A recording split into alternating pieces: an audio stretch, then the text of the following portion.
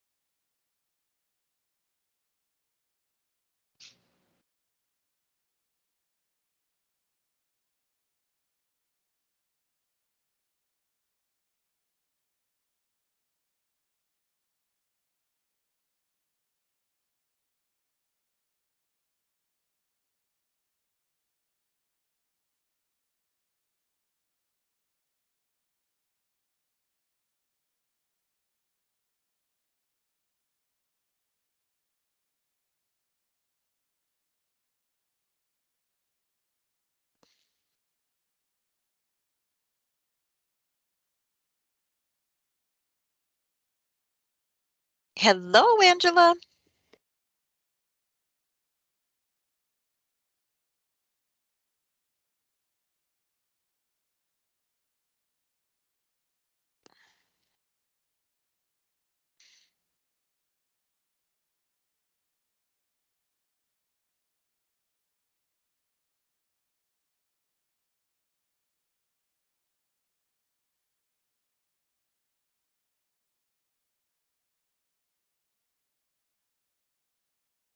Hello, Angela. How are you? Hi, Mary. How are you? I thought I I'm heard someone well. say something. I was working on something else. Oh, no, that's okay. Thank you so much for interfacing with Maureen. Um, we may Yeah. have this, we may have a couple of other things to um, engage with. I noticed on the October, November that we said we'd start the web, redo in February Hmm. and January. So good start. I mean, it looks much better. Yeah, it does. It It does. does. So thank you. And we'll get there, Angela. I know Oh, yeah, I'm it's that confident we she's will. yeah, I know Maureen's had a lot, right? Yeah, To every day, at least I think 3 or 4 days a week, they have these trainings that she's a part of, that mm, she's training all of us webmasters, and most of us, they have so many because most of us can't attend, we're busy, so they just have them and record them, have them and record them. right, right. No, that's great. No, that looks I mean, I think that looks and that'll be easy and then we'll just do the action items. We'll get those. That's one of the things we'll talk about tonight. And thanks again for opening tomorrow. Oh, no Um, problem. that'll be good. We have no idea how many will come, but we hope it'll be a good, a good turnout. Yeah, it's virtual, so people tend to turn out more for virtual events. I know. I'm really hoping that we can keep this virtual component because I think it Hmm. really helps people. Yeah, yeah. You I know, know peop events at the job at in the county that we have a much higher attendance virtually. is that right? Oh yes, So oh see, yes. this is something to take into consideration, isn't it? Oh Really? yeah, absolutely. Yeah. Out of the Black Employee Council, which I'm a part of leadership, we Uh-huh. have our June first annual Juneteenth about 3 years, I believe, ago, Okay. and we went to about maybe 150 to 200 people attending live to well over 5,000 and still growing. Wow. Because we had YouTube, Facebook, and the county as well. So, and Wow. we still, it's still people are still watching it. I mean, to this day, you look at the numbers and they're growing. So see, that's the other thing is there's a lasting, it has a shelf life, Exactly. you know? Exactly. Yeah. Welcome, Martha. Hi, thanks. How you doing? Better? Hanging it. Are you better? Are they Well, getting no, not really. I just no? said that. It's like Keep when you walk positive. down the street and people say, "Hey, how are you?" And you Fine. answer, "Fine." Fine. Yeah, Mm-hmm. fine. Mm-hmm. Angela Martha's been having some issues with her eyes. So Oh, okay. trying to So is there hope for improvement, Martha? Is that where are we? Are you because I know you love to read and you're such a, that's it's so I can't imagine. Well, I don't have a lot of hope, Mm, but Jackie was telling me that my computer would talk to me. Uh, mhm, mhm, mhm. but so far, we haven't figured out how to make that happen. I know you could do that years ago, but I don't know that it's still alive. Okay. How long is this meeting today going to go? Well, we're hoping that it'll be shorter. I mean, normally it ends at Yeah. 7:30, but because we've got tomorrow night, we're going to we're going to try to get through the list fairly quickly. Hey, Mike. Hey, Jackie. Hey there. So Martha, we'll Hi. see how it goes, but I'm hoping that it'll be shorter than normal. Okay.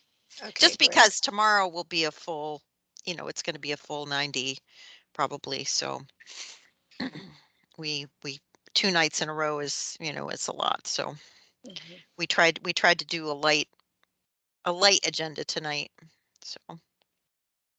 So we'll and we have Jackie, you're not. Your voice is not going through. Yeah, I There unmuted. you go. Didn't seem to work. Thank you, Mary, for putting everything together for tomorrow. I'm looking oh forward well to it.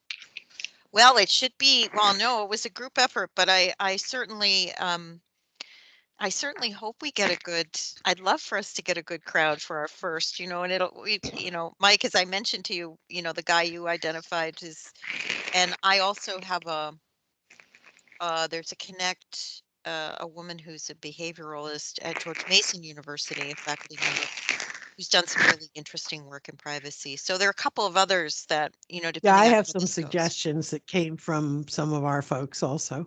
Oh, good, good. So we'll all learn. This is going to be a good dry run for us, and so and the panelists are really looking forward to it. Hey, Frank, how you doing? Long time, Frank. I just never see you anymore. I told Frank that he's going to get so bored of me that I promised not to call him on Friday. Frank, did you get our airports open again? Yeah, You're on Frank. mute, Frank. Hey, Takas, how you doing? Welcome. Hey, everybody. Happy New Year. Happy I New was just Year. stopping by to listen in a little bit and uh, wish everybody a very happy New Year. Excited about the event tomorrow. Oh, Uh, we are too. of course, I have a conflict, Of course but you do. we are going to. I'm going to do my best to manage that. So Okay, great. Yeah, we know the Planning Commission and the Audit Committee, right, are both yeah. tomorrow. Right. Well, it must have been a very popular day because, as you know, we took the day long ago. I Oh, don't. I know, and it's always a sometimes filling the calendars with all the right input and prioritizing dates and calendar entries properly is an art, and It that's, is. I cannot say that we are mastering this art always, Liz, but most of the times. So, and thanks to tech, we can actually make. I mean, imagine if we had also to drive or take Exactly. transportation from one place to the other, right? Right. Maybe that would give us some time to ponder and reflect on the other side, but nevertheless. So Yes. Oh, well, welcome. We're so glad you could join. And John, I think you've joined as well. Hey, John. Yep, I am joining from dinner. Ah, all right. Well, we'll call. Here comes Phil. We will call the meeting to order since we're at the top of the hour. Do we have any public comment before we get started?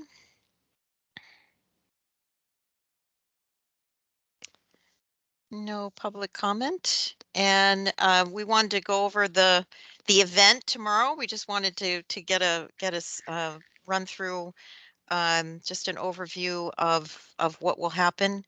And we don't know how many people will come, but we certainly Takas, we're delighted that you're here and that you will, I'm sure, make presence at some point tomorrow on that important topic. Hey, Louise, how you doing?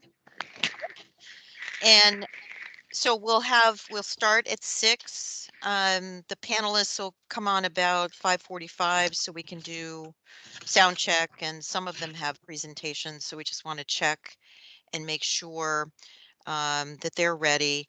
And then we'll have the 4 panelists. Hey, Gary. The 4 panelists will have introductory remarks, and we've said they need to limit those to 10 minutes, not more than 10 minutes.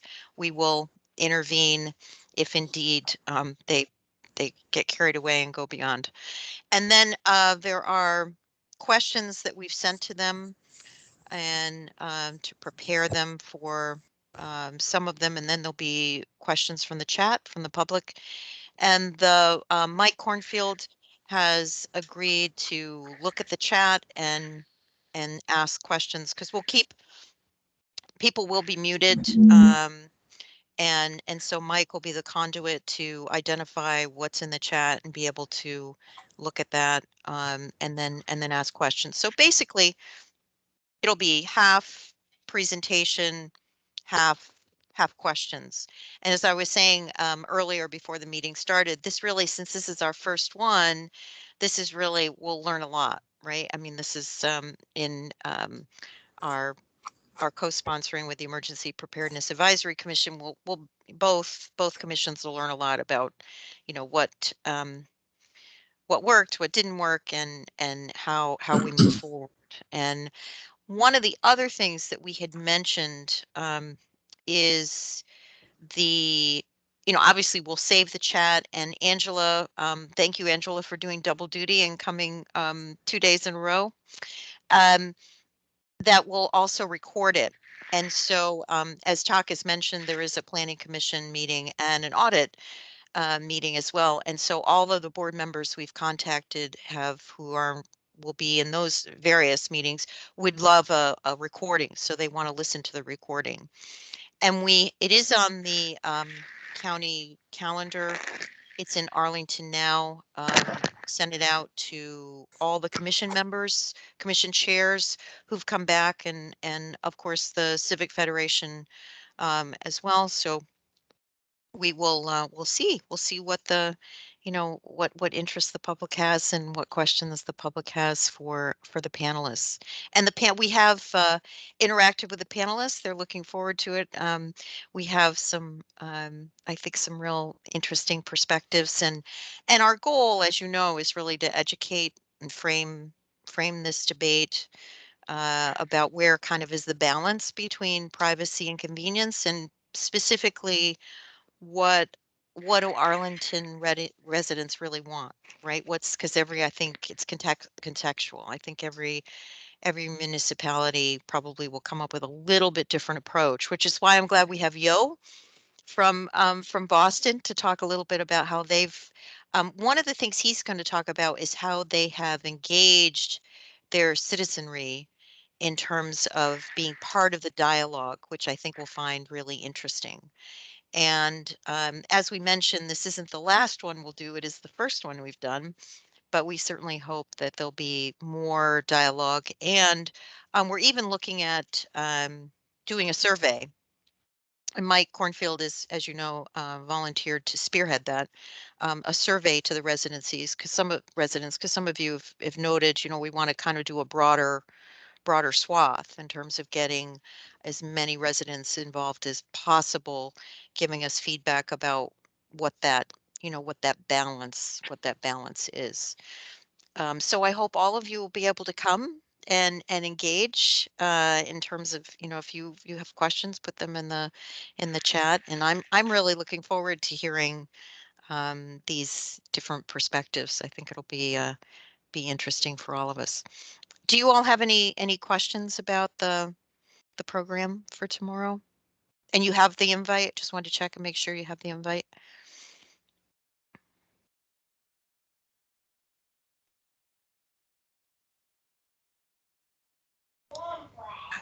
Got the invite.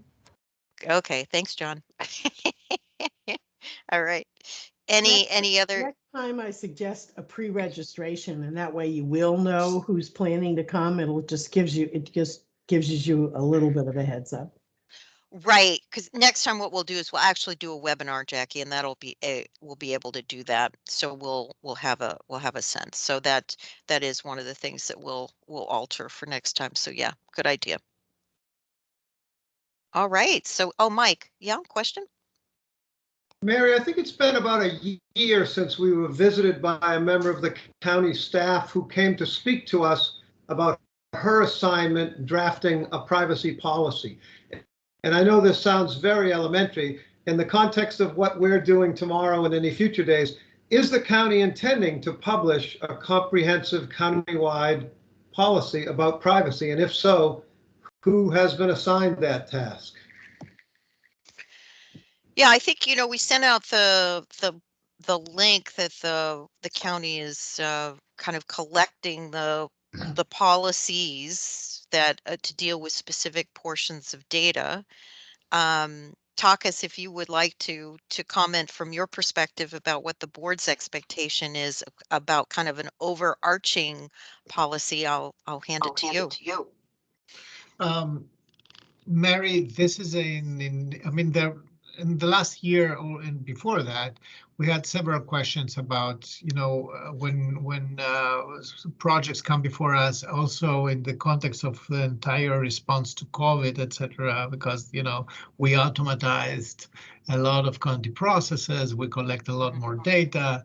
So the board has encouraged the department to think about all our processes in a global, in a holistic way, and report back on what pathways of optimization we have there under the condition that we take into account privacy concerns, etc. And that we definitely we signal to the department and to the county manager that we are very interested in the department having a proactive stance in you know, creating policy there. Now, I haven't checked with the department whether they are advanced in that, and definitely this is this is not a fixed term deliverable at this point, but it may become a fixed term deliverable, especially as we come out from the COVID you know, response mode. I mean, it's not that we are not going to continue responding to COVID, but we are adapting to a new normal. And as you know, especially this department was under extreme pressure to deliver for the county and for citizens and for the employees, and so they had a lot on their plate at the same time. So this is probably the year where we can look at other things besides organizing the digitalization of county government, right? I mean the immediate goals of digitalization of county government. So I take that with me. I make a note, and I will be happy to report on that. And Jack Belcher will be there tomorrow, and this is a good question for him to answer, right? How the thinking is going in this department, etc. And by the way, this is one of the things that when it begins to be tangible, the board will come back to this commission and ask for your input and for your advice on this. That's very clear to me. Yeah, exactly. And Jack will, I'm sure, make comments about what the framing is for tomorrow. I mean, he's coming prepared to say what the current status is, to give us a pulse on that for sure, because he'll have his remarks before he fields questions tomorrow. Mind you that the bandwidth of the department was really extremely used. We really drove this department to the limits of its capacity. Actually, many things the department didn't have any bandwidth to deliver on other essentials. We are happy that they could do what they did through the 18 months of COVID already. So this is now, it begins to change, and we are seeing hopefully more bandwidth for this kind of policy work. Yeah, we certainly hope we're coming out of COVID, don't we all? Yes, I mean, I'm trying to be optimistic here, but at least it's not. It's really different than a year ago. Well, at least we know what we're dealing with, and we have a pathway of normalization that is viable, and we know what will we have an idea of what happens the next day. Back then, we really were just pondering risks every day. Yes. Thank you, Takas. We'll move to, if there's no other questions, we'll move to legislative update from Frank. Any final questions on program? You all are set. You have your link, and hope you all be able to attend and bring your friends. Frank, over to you for legislative update. Yep, Frank, you're muted for some reason.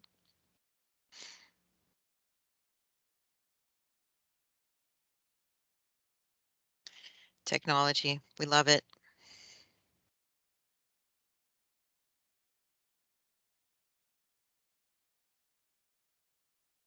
Let me see. No, not working. All right, Frank, you play with that. We'll come back. We'll skip and we'll come back. How about that? The focus areas for 22. We talked a little bit about that in December, and based on what we heard, these are the 3 or 4 that we're looking at. Cyber, we're still want to make sure that we've prepared for decision making around cyber from a policy point of view. Frank, are you back? I think so. Somehow you're back. All right. Somehow the setting changed. Thank you, teams. Maybe it was the FAA. I was going to actually report on 5G, one of our favorite topics that you've probably all seen reports in the media about a dispute regarding 5G activation by Verizon, and mainly Verizon and AT&T on C-band frequencies, and concerns that it might affect airplane altimeters. Well, it turns out there is a temporary agreement between the FAA, the wireless industry, the airline industry, and the FCC. Looks like the dispute is easing. The FAA has now approved a substantial number of the altimeters. Reports I read, Reagan National was not one of the airports that was affected by this immediately. But there were I think about 50 airports around the country where reduced power and antenna locations near airports were at least temporarily affected. But it looks like the immediate crisis is easing. These frequencies are being used in over 40 countries around the globe, and it appears that like I said, that there's FAA is working to make sure that that the altimeters will function in a 5G environment. So this actually spectrum was approved by the FCC for use for a 5G over 2 years ago, and then was auctioned off for over $80 billion. The FCC went through comment and rulemaking proceeding and issued a 256-page decision. So it really considered the FAA and airline industry concerns and took it into account and believes that the significant buffer zone that in use of the spectrum was sufficient to make sure that the 5G can coexist with the altimeters. So stay tuned on that one. But looks like it's not not the type of thing you want to see. Concerns about possibly thousands of flight cancellations. It looks like that's that Omicron and the weather is doing their best to make sure that's the reason for cancellations. I don't think 5G is going to be the reason, at least any significant at this point.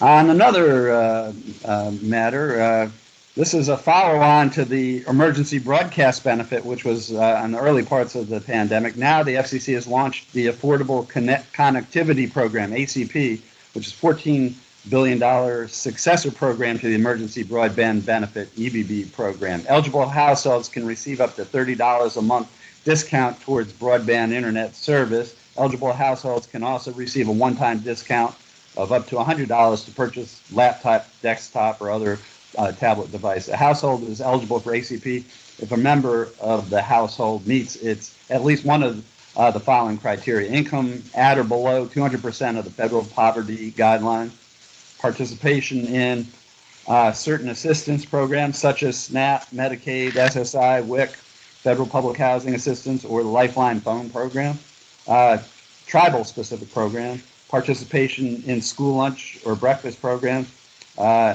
households having received Pell Grant during the current pandemic, and existing eligibility for internet providers, existing low-income programs, such as the Comcast Essentials, Internet Essentials.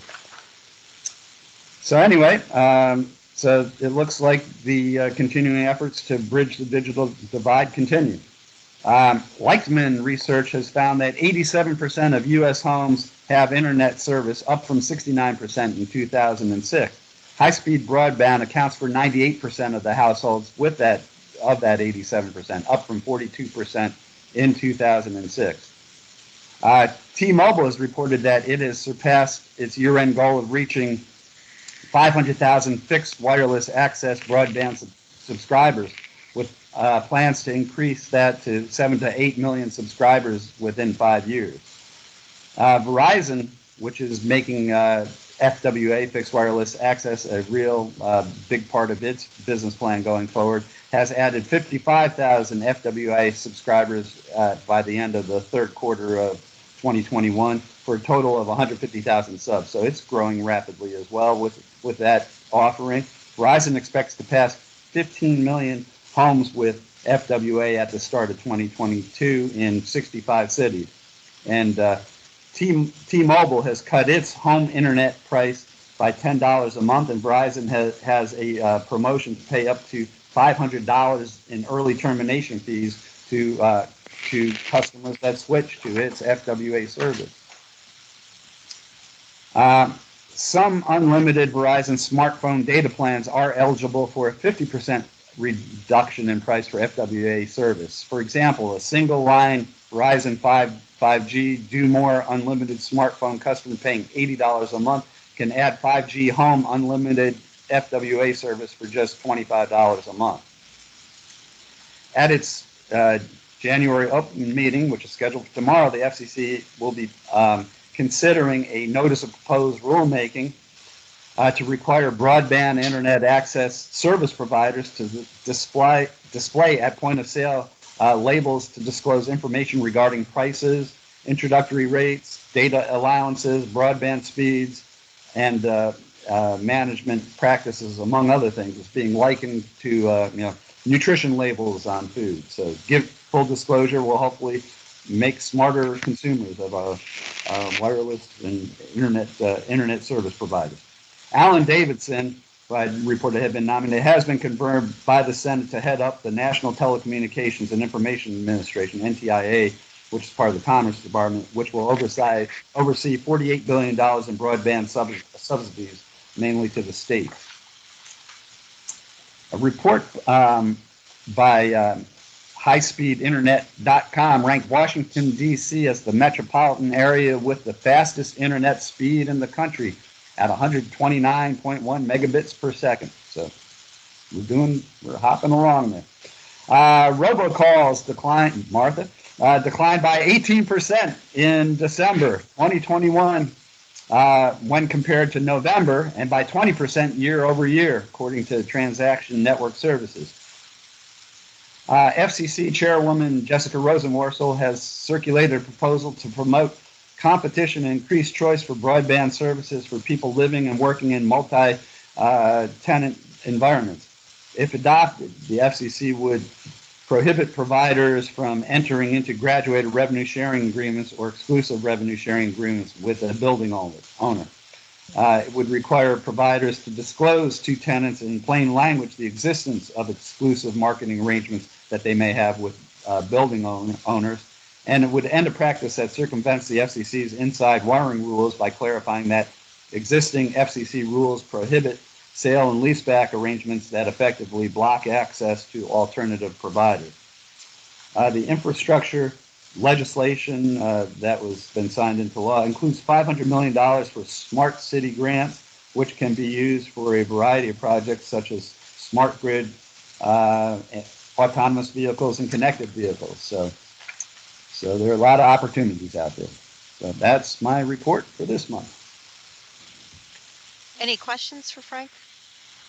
I have a question. How far along are we on whatever the rules are going to be for limiting what a building can do? Well, it's actually just the notice proposed rulemaking on this, and it's actually they're proposing a declaratory. It's just being voted on tomorrow. So typically, those can run anywhere from 6 months to a year. So. Okay. But I do know that it's considered to be a priority. Okay. Thank you. Yeah. Mike? And then Kevin. Frank, thank you for the summary you sent earlier today of Virginia's own state privacy law.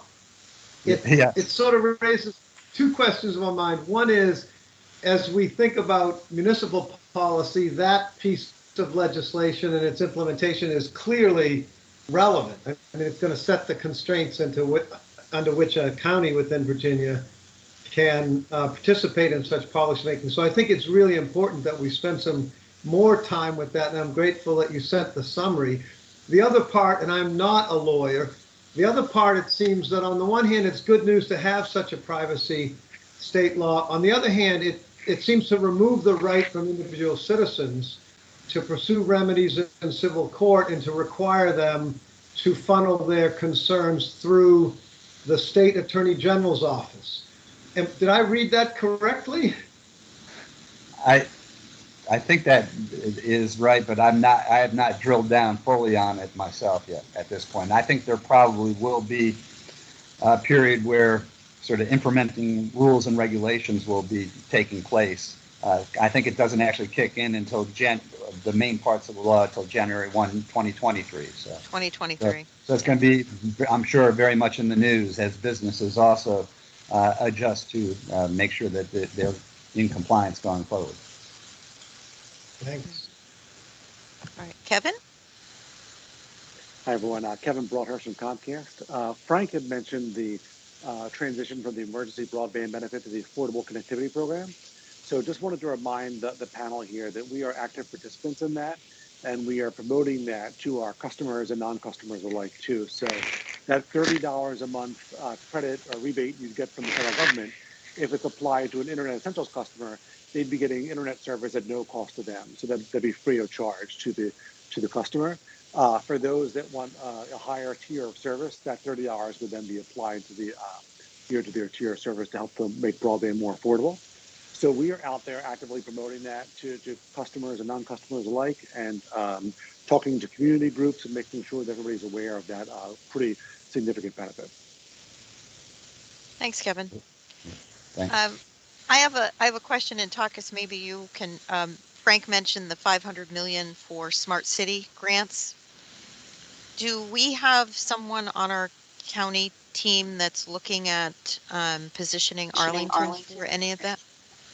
Yes, and I can circle back to you and ask you, there's high attention to anything that comes through the federal funding filter.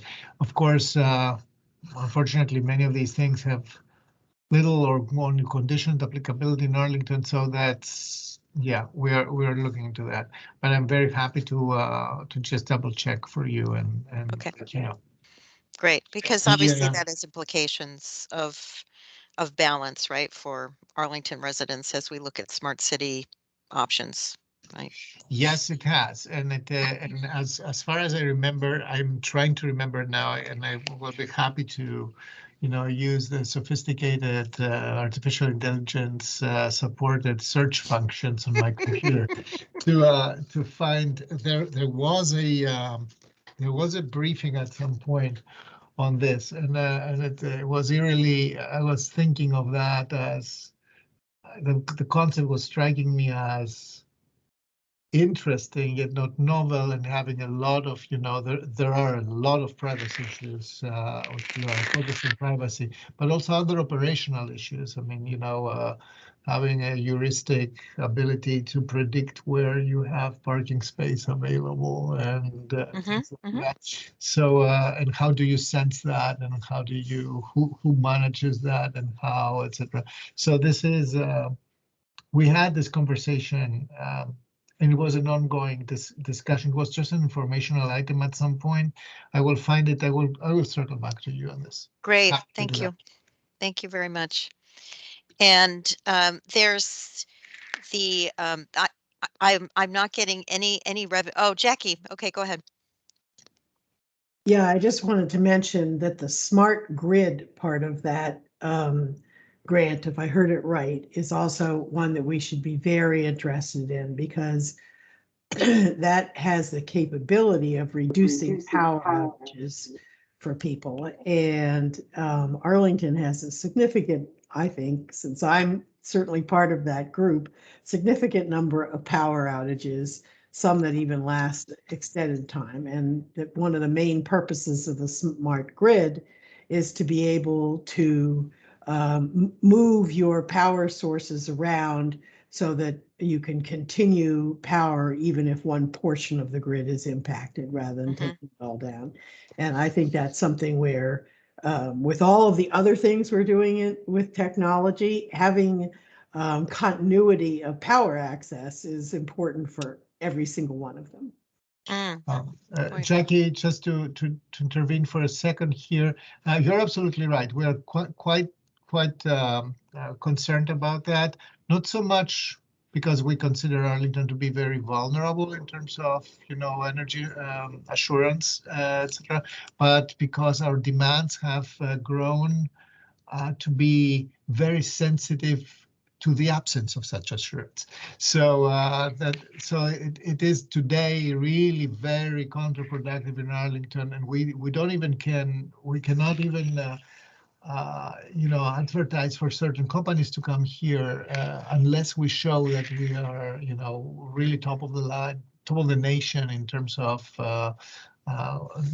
delivery safety, etc. There is an energy assurance study going on in parallel. So if you're interested in that as well, I will be happy to let you know. The study will be completed this year, and there are also ramifications at the regional level about that. Dominion Power just today reported on their new policies on this at the COG level. So happy to discuss that offline. I'm very interested in any additional information. It would take some, we've got lots of things on our plate as a technology committee, but in terms of vulnerability of population, not necessarily the county as a whole, but as some of us age, we become more and more aware of the importance of power vulnerability and predictability also, because unless you're going to be someone, you'd be assuming that all of the elderly have whole house backup, which is very expensive. As we depend more on electricity for medical devices and as well as communication, even to say I need help, it becomes more and more a sort of first line of defense to have power. Oh, I absolutely agree. I absolutely agree. You're absolutely right. So this is a separate and parallel process with our folks at DES, and I will keep you appraised about this. I'm making note. Thanks so much. And now we'll move on to focus areas for 2022. We talked a little bit, as I said before, in December, and the four that seemed to come to the surface were cyber, and Takis, this will come back to you in terms of the having an exercise at the board level about decision making about some of those issues when faced with a cyber incident. Also, digital planning. How does Arlington plan for digital across the board in its comprehensive plan? And then digital privacy, and the one that Frank and I added that we didn't really discuss in December was and this is really a mandate of ours, so the public engagement role for the franchise. So we will be doing that this year. We don't know what the timing is yet, but we will be asked to make sure that we fulfill that role. So that's certainly one of the priorities for 22 as well. So those are pretty big chunks. Those are pretty big pieces, and if we can make headway in these, we will do our civic duty. Any comments, questions about that focus, John? Mary, are you including the recommendation to adopt IT investment management as part of the digital planning aspect Yes. under the digital planning? Okay. Absolutely, John. Yeah.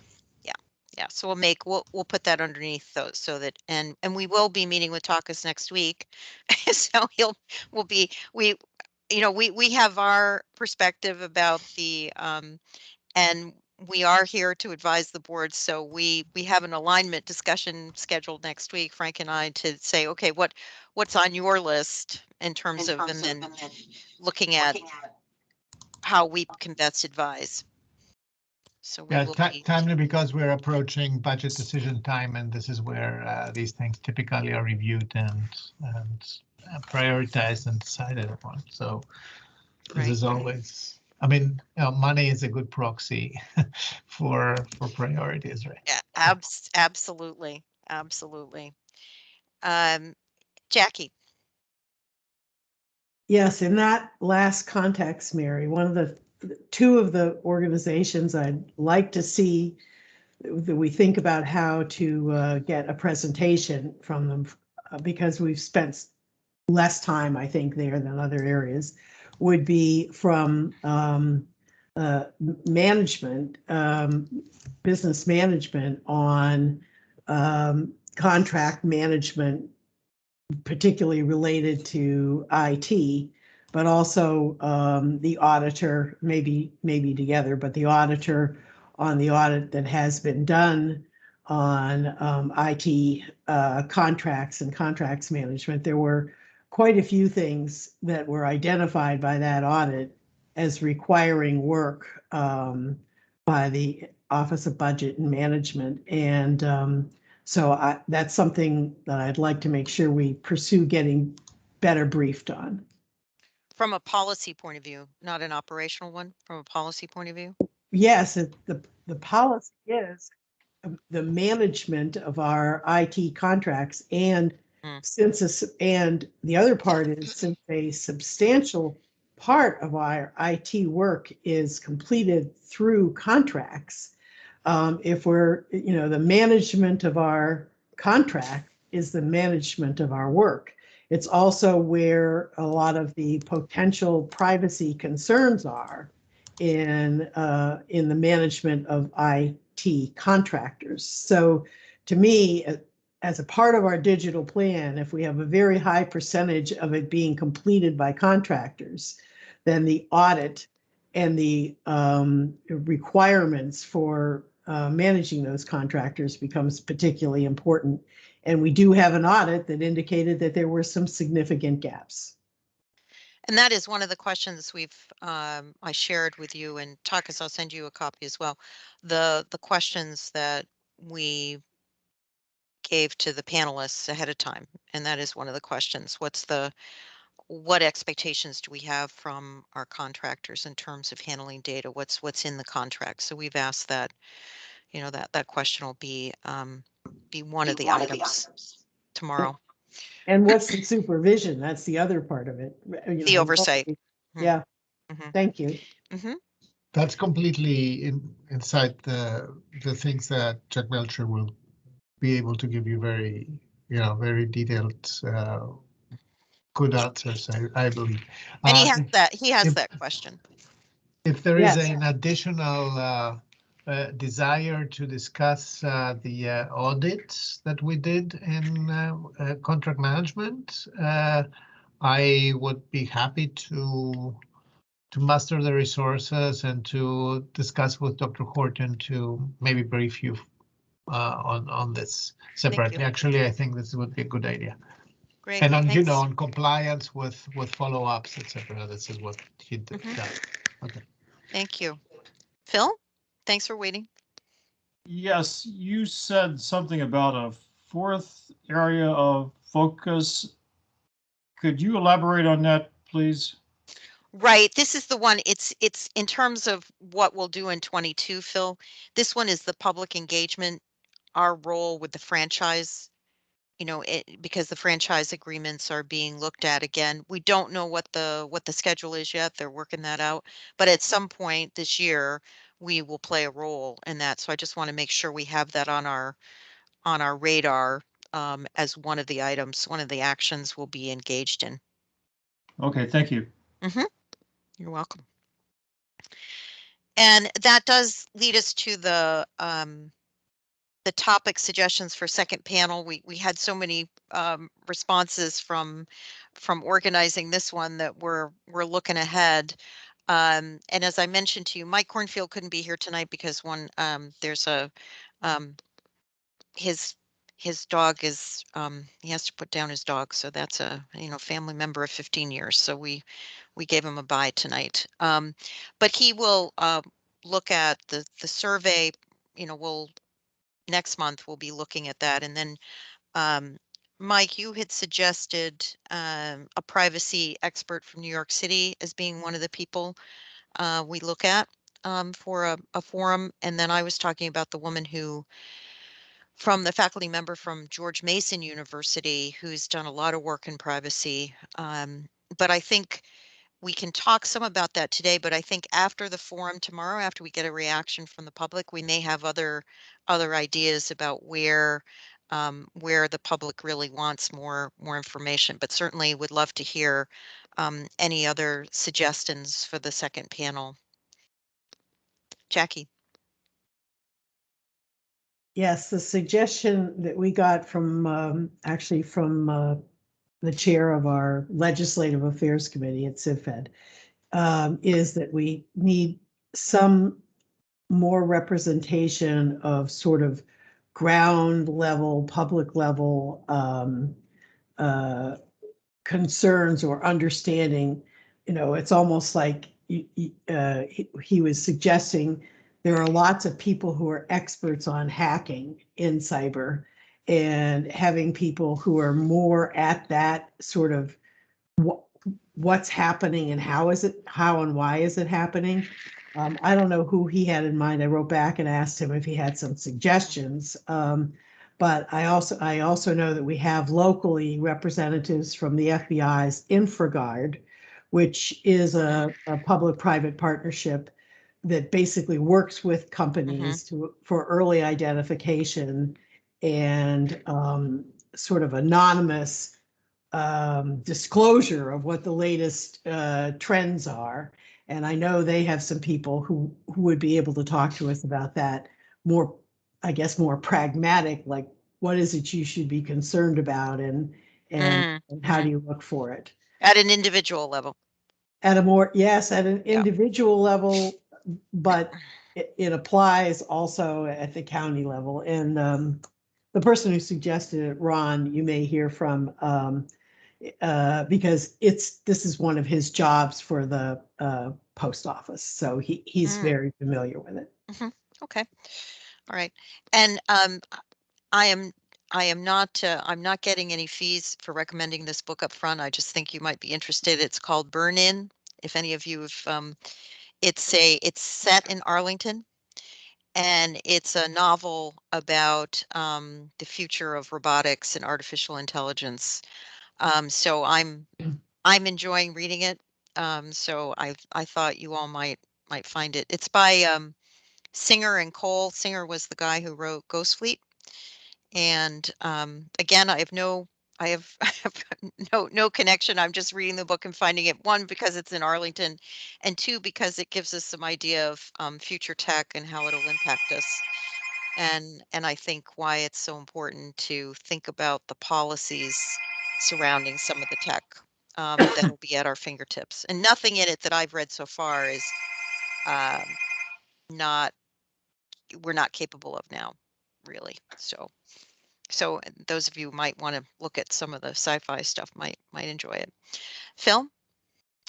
Yeah, getting back to the second meeting, I would like to see us focus in on organization and accountability within county staff. It seems right now there's a long list of policies from various sources and fully distributed responsibility for assuring compliance with all those policies. Is that the best way to do things, or would there be an advantage of having a single point of accountability? For example, the county CIO.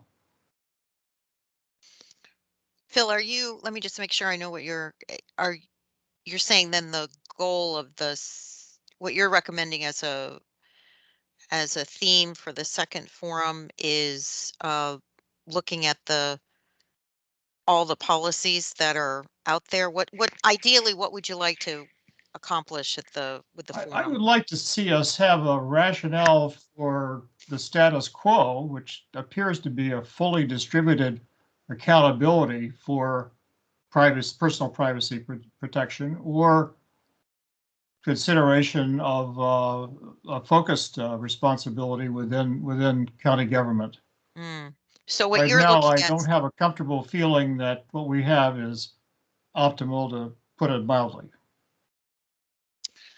I think there's so I think it'll be important for us to revisit that once we get a handle on what the discussions are tomorrow, Phil. But what I hear you saying is, look, at the moment it seems to be a distributed responsibility, and what you're saying is there? Let's ask the question: would it be better?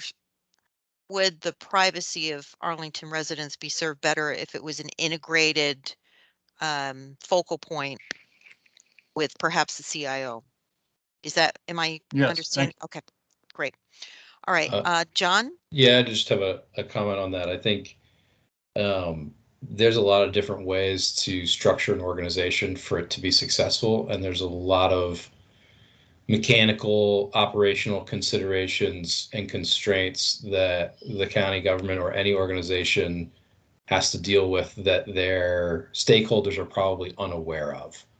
And so I would steer clear from soliciting or proposing organizational design solutions to what the public want, and focus on soliciting feedback from the public on what's valuable to them, and put it to the county manager to design a solution to that, should the board concur with those priorities. If we ask the public, generally speaking, how should Arlington County government be organized, we're going to get 1,000 different responses, 900 of which will be completely uninformed. So I just think that's a dangerous question to ask. So I just advocate that we keep it at a high level, and a matter of values and priorities for what the public and the citizenry want out of their government in terms of performance, rather than suggestions on how to achieve that performance. Okay, thanks, John. Any other comments? I will. Oh, Jackie, go ahead.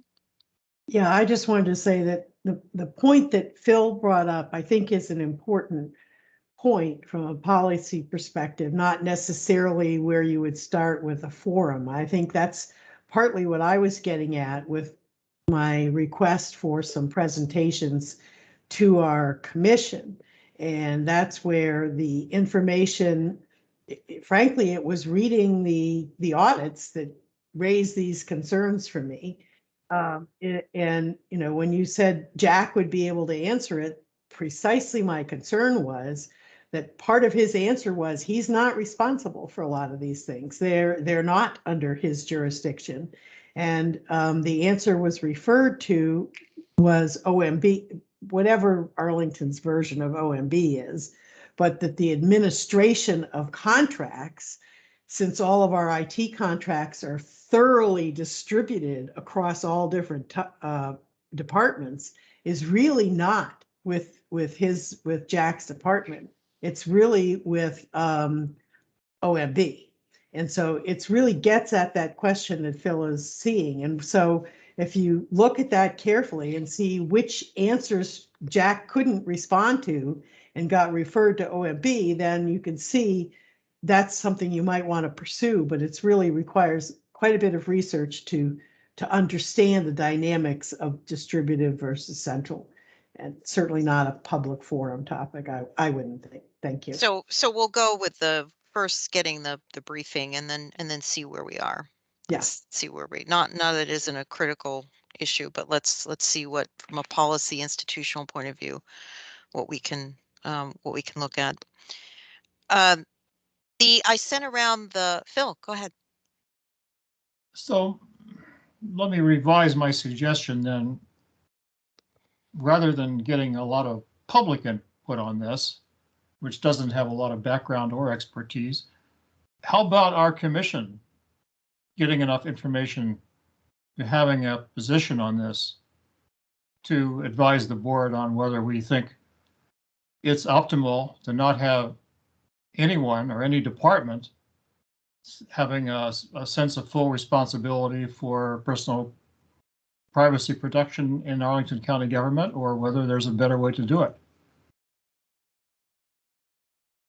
I'd be supportive of that, Phil. Absent, I think, the conclusion that you include in your request that a centralized model would be better. I'm not sure I'm there yet. I see problems with the federated model too. But I would be supportive of getting that information so that we can make a consensus recommendation of the board on policy.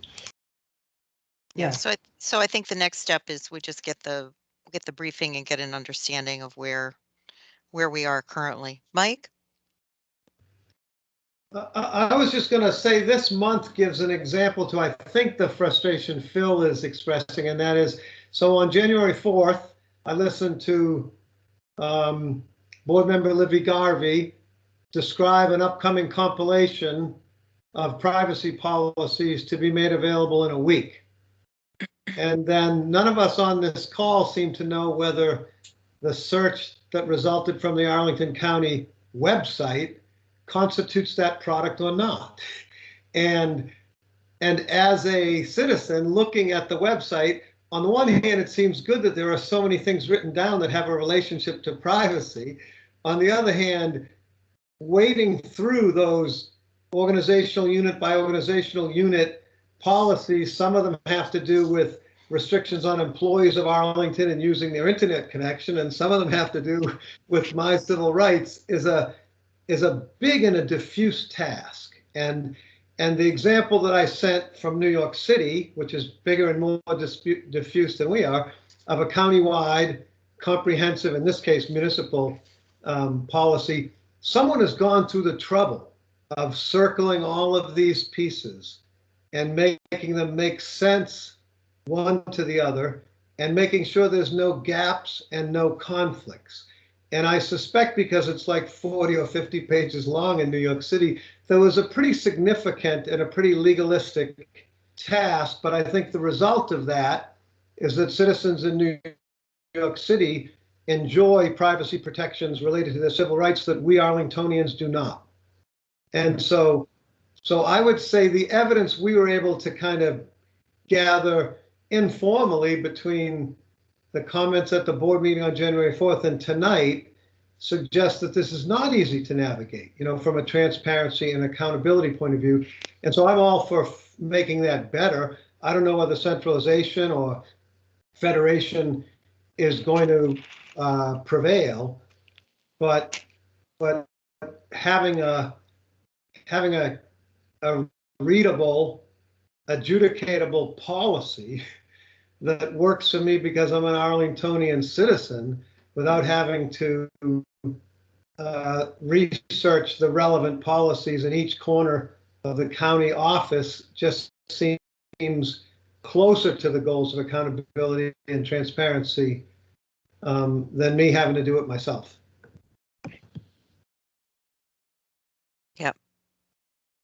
And Mike, the person you identified from New York was one of the people to speak to privacy, correct? Not from the city government, but from New York. I'm sorry, I muted myself. That privacy is a particularly edgy privacy advocate. So this is a public interest law firm that makes it their business to see to it that the city follows its own policies around civil rights and privacy. So I would say that's a good person to have on a panel, not because they represent the balance, but because they represent a litigator from one side of the issue. And we would want to balance that with, someone else who brings to the other end. Okay, good. So we'll take a look.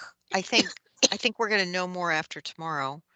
So we'll be able to take a look at where we are and what we think is, but I think the questions that you all are raising are something that what we receive tomorrow will help us inform the appropriate questions and the sequence we ask those questions. Takas, you're unmuted. Did you want to make a comment? Oh, no, probably accidentally. I was just reminding myself that we actually have some officers. We have a chief data officer, right, Mr. Lee? Yes, and, yes, we do, but we only have one. And a chief information security officer we have as well. So I don't know how much the commission has interacted with them or requested to interact with them. The chief data officer has briefed us, and one of the things you'll remember that we suggested in the budget, that given the amount of data and the amount of data that will happen in the future, having a data officer without staff is a challenge, right? Oh, I remember that, but I because now the question is what I hear here is basically the if you allow me, that's my equivalent or analogon. That's the equivalent of the chief data privacy officer like San Francisco has, and it's modeled after a European model of the famous Datenschutzbeauftragte. So the person in charge of data protection. Actually, it specifically says data protection and safety. So, okay. I think that the conversation you will be starting tomorrow can be a good departing point. However, I have to tell you also that I need to discuss with my colleagues where exactly their policy appetite is right now with regards to further diving into this in this budget round. It's again a part of what kind of means we are going to focus and invest through the budget process. Let's discuss that. I'm open to this. Okay. John and then Jackie. I think Jackie was hands up first. Okay, Jackie, go ahead. Sure. I just wanted to say that this issue that we've been talking about, distributed versus central, is also relevant to one of the other topics that we want to talk about, which is the comprehensive digital policy, because they're really the same topic that we're saying is that our digital planning and digital understanding needs to have a holistic and unified approach. And while individual departments are seeking and with advice from Jack are improving their own work. One of the things I think we did learn from the pandemic was how important it is to have better digital planning across departments for when it's really important for them to work. I think we've learned it more in the area of public safety than perhaps in some of the other areas. But in terms of many of the mission areas, having a unified digital plan is important to having a whole community plan for that mission area. And it cuts across all the comprehensive plan areas. So I think what sounds like a management issue that we're raising is actually part of this broader comprehensive digital planning topic that's also on our list. So they fit right together. All right. Thanks, Jackie. John? I just wanted to provide for awareness for Tagas that Ms. Lees is facilitating the conversations with the Data Privacy Governance Board for the Clarendon Innovation Zone project, which I'm the liaison from this commission too. So I've had the pleasure of working with her quite a bit over the last year, and I would say that I find her to be a passionate advocate for privacy. However, as Mary indicated, she is a staff of one at the moment, and so under-resourced. So a lot of the privacy work that's going on that project, I think, is some of the strongest aspects of the project. And we're approaching the moment where we will produce a report out of the phase one for your consideration. As part of the project, we went through the NIST privacy framework to assess the privacy risks of the project itself. And our assessment, which I don't believe has been posted publicly yet, Jackie. No, it hasn't. My request or suggestion was that it be part of an iterative update report, which I think was the direction they were going. So I'll just summarize instead of providing details, since they're not public, that most of the highest priority privacy risks came from the sections of the framework that dealt with the organizational context rather than the project specific questions. At the project level, it was executing quite well, and there was very little risk in it, and the risk that existed was well controlled. It was the risks that stemmed from the organizational context that had the highest gap between where we thought the priority should be and the risks to be controlled. So that you'll see that in more detail coming out shortly. But I just wanted to let you know that we have been engaged with her. Oh, thank you. Looking forward to this. Yeah. And John, next in February, you'll give us an update we'll have that on the agenda, so you can, I imagine by then you'll have more information, considering the data should be available by then. Hopefully. Yeah. Okay, Phil, I think you were next, and then Jackie. Yeah, I just wanted to pick up on what Jackie was saying about the relationship with the lack of a comprehensive master plan for information technology in the county, which I continue to think is a very significant lack. And with Takis being here, I'm wondering if we could just ask him, unofficially perhaps, what would it take for the board to also see this as a significant lack and launch an effort that might hopefully one day result in a master plan for IT in Arlington County.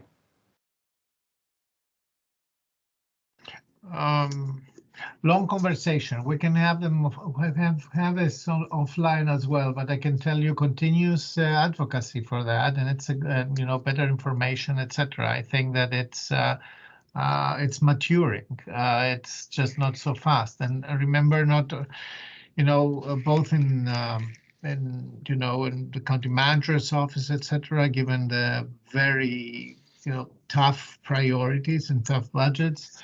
Sometimes it takes a while and it takes some commitment to get results with something that for some people, myself included, find it as a really high priority and others don't find it as a high priority. The good news here is I've heard nobody dismissing that, like saying it is not a priority, it is really the wrong policy idea. It is just, it's faulty. There is something wrong with that. Actually, the level is the understanding of what's the sense of urgency to go implement, etc. And I could list a very long list of reasons why I believe it is actually practical and compelling to do it sooner rather than later, as in now, as in these next 1-2 fiscal years, to fortify our data protection, data safety management practices. And of course, this has to come along with a policy that would be, in my opinion, would be really very close to an additional element in the comprehensive plan. I actually subscribe to the idea of an additional element to the comprehensive plan, even if I'm not completely clear about what dimensions this element will have and how it will interact and form the other ones. But this is just a lack of having worked enough on this, so I have to work even more and be more specific in the asks. So I hope we can advance that a good deal in this budget season and dedicate the means and support the people and mature it as we go. And good public discussion is part of that. So I do think, let me think about what would be a good informational session with our board.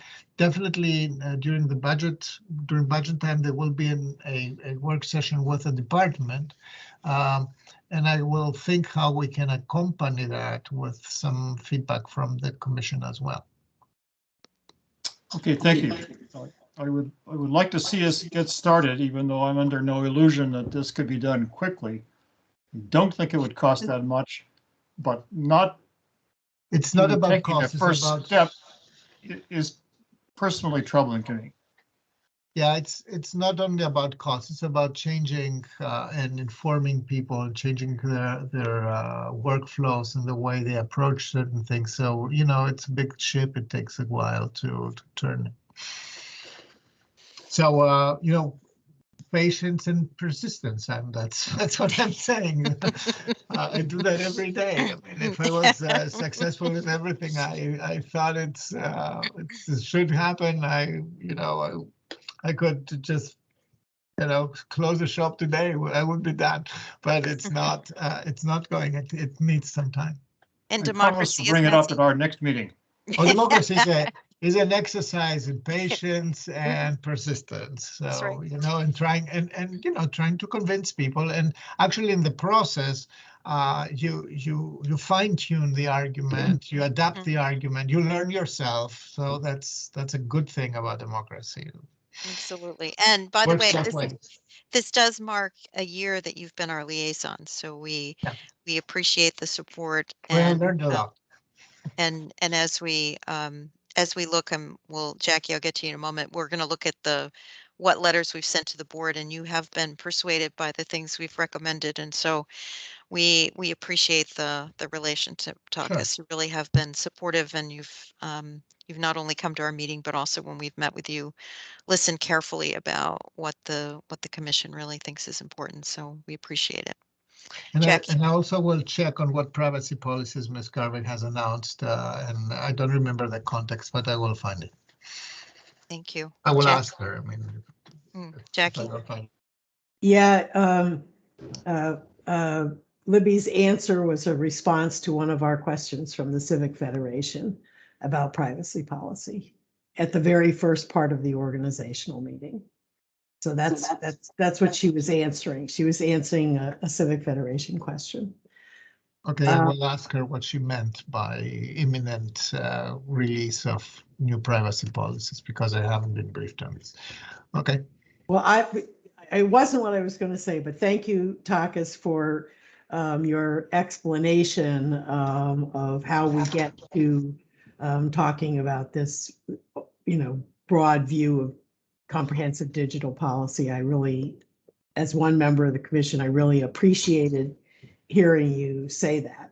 What I had been going to say was really one more argument for why that's important in the privacy context, and that is, as John was saying, when we went through, and it was really John and I were the main parts of the non-staff parts of the committee that went through the NIST privacy for review.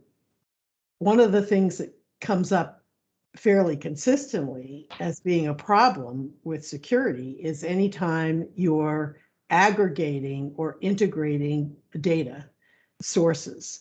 And so you might have a secure source and another secure source, but when you put those two sources together, your algorithms are drawing conclusions for you that might jeopardize privacy because they have things that are masked in one area and not in another. So when you put it all together, you're able to draw conclusions. And so understanding what happens in a system where you have lots of parts that are feeding from different departments into an aggregated system for analytics is building a sort of more comprehensive digital system, but it's building it from the bottom up and not looking at it from the top down. And so that is part of the issue is if your security issues happen in the gaps as you add things together and are cumulative effects, then you miss those if you're only looking one by one. And that is definitely one of the issues that's nationally identified is aggregation of data and data sources is where you have some issues. Thank you. Yeah, and this is also one of the biggest problem, because even if you have only after a while, depending on how many sources you have, you don't need the complete information to actually guess the complete information. Yeah, and exactly. This ability, and one of the,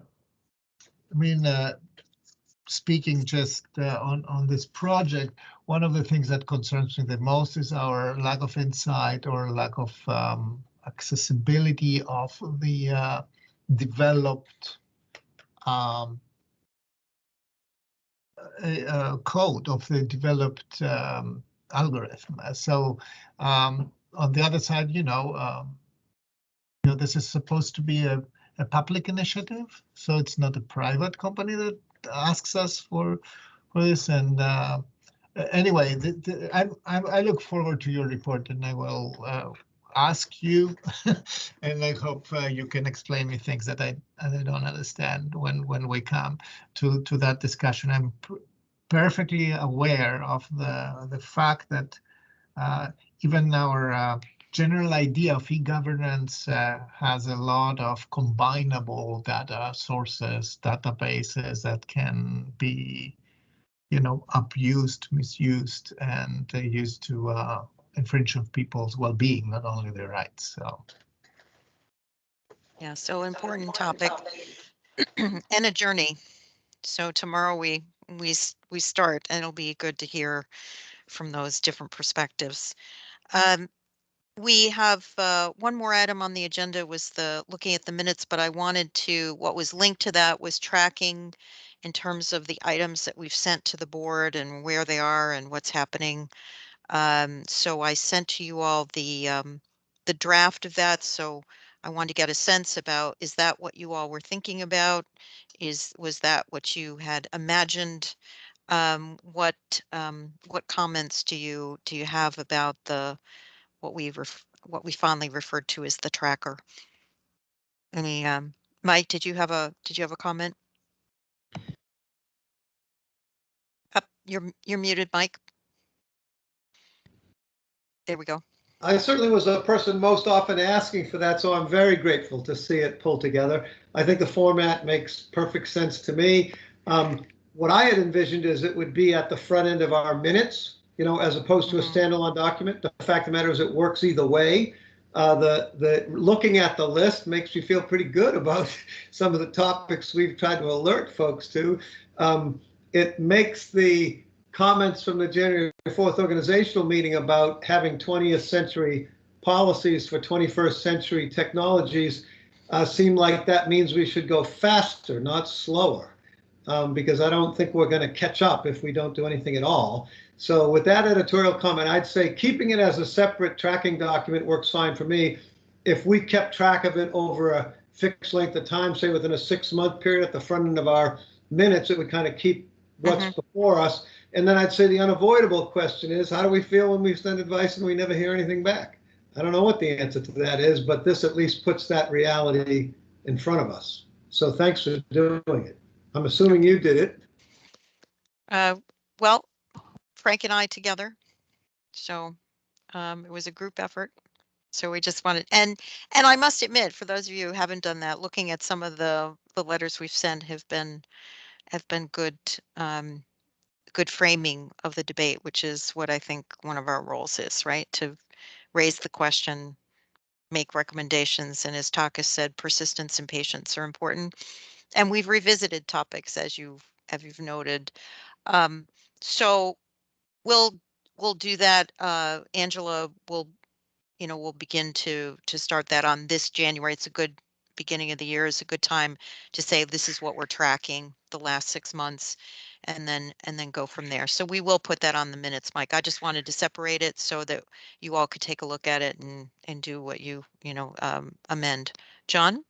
I would actually encourage us to keep it as a separate artifact that's Okay. posted on a commission's website, Okay. so that the public and link to the actual artifacts, so that the public can be aware of the recommendations that we've made in case they want to follow up on them as individual members of the public, or come and comment to the commission on anything that we've done in the past.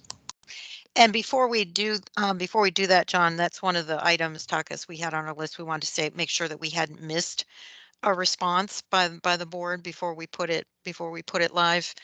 And John, point taken. We'll make sure and do that. And the way Angela has is in the process of revising. You'll note in the October or November minutes it said we'd start revising in January, and she has begun to do that. And we will set that up, John, so it's right on the front page, that so people can see that and then drill down with the to see the letter and what other action items there are. So yeah, we'll, I like the layout of the EPAC's web commission page. Yep. So I'm not sure if we can steal some of that Shout out setup. to Sharon. Yeah. Okay. So with that, any other comments, any other suggestions on that before we we move on.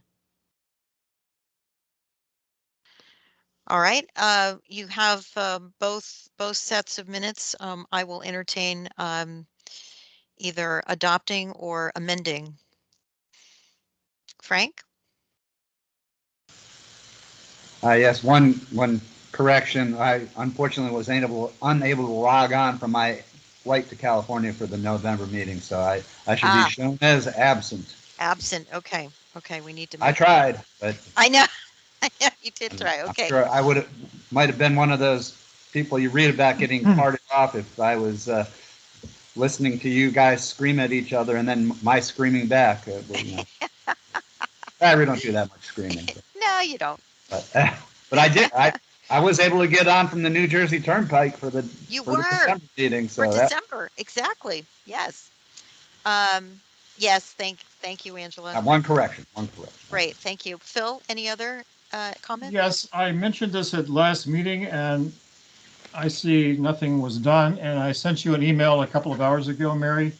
Okay, I haven't in the seen November it yet. minutes, the third bullet under action items, the last sentence makes no sense at all. I recommend that it be removed. Okay. Let's see. In the November one, right? Yes. The sentence that begins, motion was put on the table. It was second, and after discussion by Phil Curran and Kevin Robin abstained is nonsense. Just please get rid of that, and delete that. Okay. I will support the minutes. I'd actually move it out of the action items section because we took no action. So I think it was more appropriately characterized as a discussion note. Right, John. Okay, all right, so noted. And I think, Angela, you've heard that, and we can do that. Okay. So how is it going to read now? Are we getting rid of it or modifying it? John, were you recommending moving it or deleting? I was recommending moving it, but looks like we don't really have minutes to that level of detail, which is fine. So we should delete it. Okay. And we agreed to delete it? Frank, did you have a comment about that? Or was that an old hand? Yeah, it's old. Old hand, okay. Old hand. Sense of the group, you agree to delete Phil's recommendation? Any objection? Okay.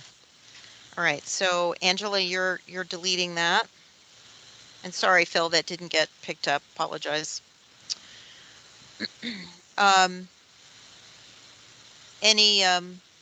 As we see, woohoo, real time. Thank you. Any other comments about, why don't we take the October minutes first? Any other comments about the October minutes? All right, I will entertain a motion if someone wants to make it. I so move. All right, Phil moves to adopt. Phil?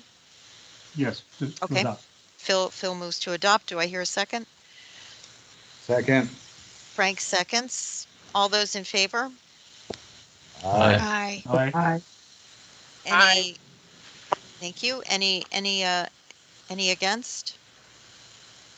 Any abstentions? Okay, minutes pass for October. How about November with the noted deletion of the under the action item and the note that Frank was absent? Entertain a motion to I move we adopt. Thank you. Phil moves we adopt. With that stipulation. With that, okay. And second? Anyone second? Second. Thank you, Martha. And all those in favor? Aye. Aye. Thank you. Anyone against? Any abstentions? I'll abstain since I wasn't there. Right, Frank. Okay. Frank will abstain. All right, thank you. All right. Well, we think we're there. I will see. Thank you all. I know you're doing double duty, but I hope we got some good things done tonight. Thank you, Takis, for coming to. It was great to have him here, and we will see all of you tomorrow. This is going to be. I'm really looking forward to it. This just the exchanges we've had. We've got some really interesting, thoughtful panelists who will give us some really good good perspective. Phil, is that an old hand or a new hand? An old hand, sorry. Okay, that's all right. Just checking. All right. Well, thank you. Thank you all so much. And we'll see you tomorrow at 6 p.m. Good Or night, if you all. want to come on Good night before. now. See you Thanks then. so much, everybody. All right, thank you all. Bye. Thank you. Bye. See you See you tomorrow. tomorrow. Yeah. Bye.